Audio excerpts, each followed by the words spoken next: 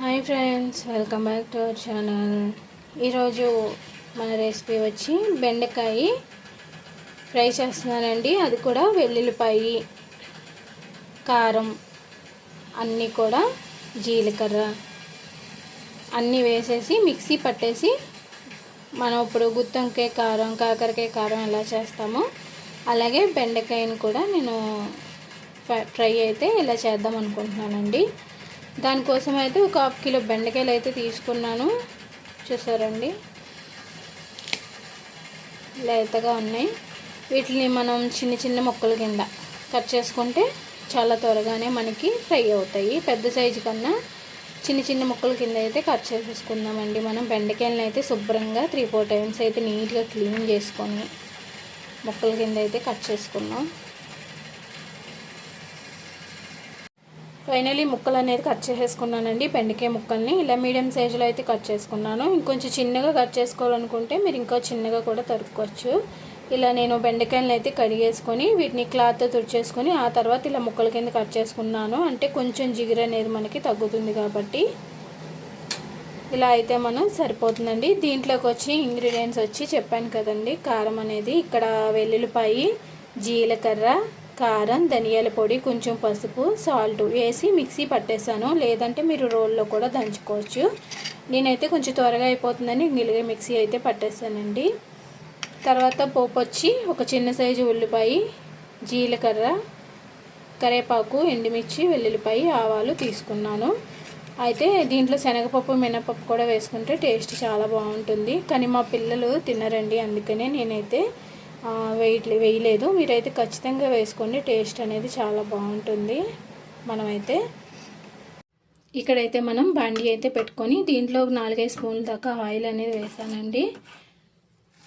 తర్వాత నెక్స్ట్ మనం దీంట్లోనూ పోపు దినుసులు అనేది వేసేసుకున్నాం. వేసుకున్న తర్వాత ఇవి కొంచెం ఫ్రై అవ్వాలండి.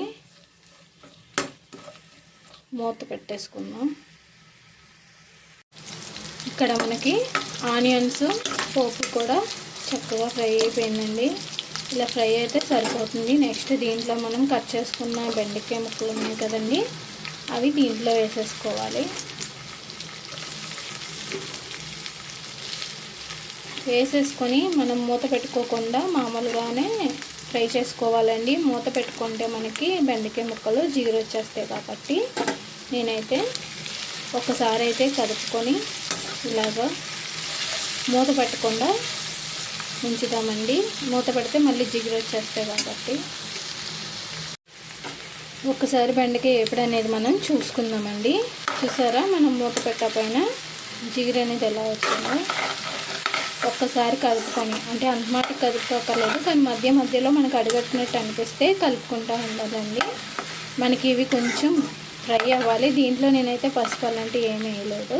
నార్మల్గానే మనం దీన్ని ఫ్రై చేసుకోవాలి. కొంచెం టైం పడుతుందండి. ఒకసారి అయితే మనం బెండకాయ వేపుడు అనేది చూసుకుందామండి. చూసారండి, కొంచెం మగ్గింది మనకి.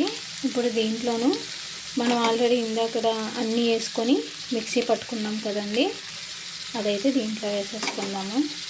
వెల్లుల్లిపాయ, కారం మొత్తం అన్నీ కూడా నేను ముందుగానే మిక్సీ పట్టేసాను కాబట్టి మనం మిశ్రమం అంతా కూడా ఈ బెండకాయ ముక్కలకి కలిసేంత వరకు కూడా కలుపుకోవాలి.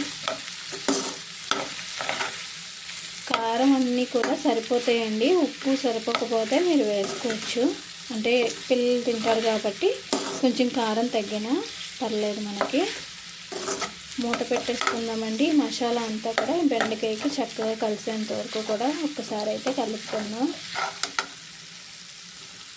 ఫైనలీ మనకైతే చక్కగా మసాలా మనం వేసిందంతా కూడా కలిసింది కదండి, అయిపోయింది. ఇంకొక 2 మినిట్స్ కొంచెం సేపు ఉంచుకుంటే మనకి బెండకాయ ఫ్రై అనేది అయిపోతుందండి.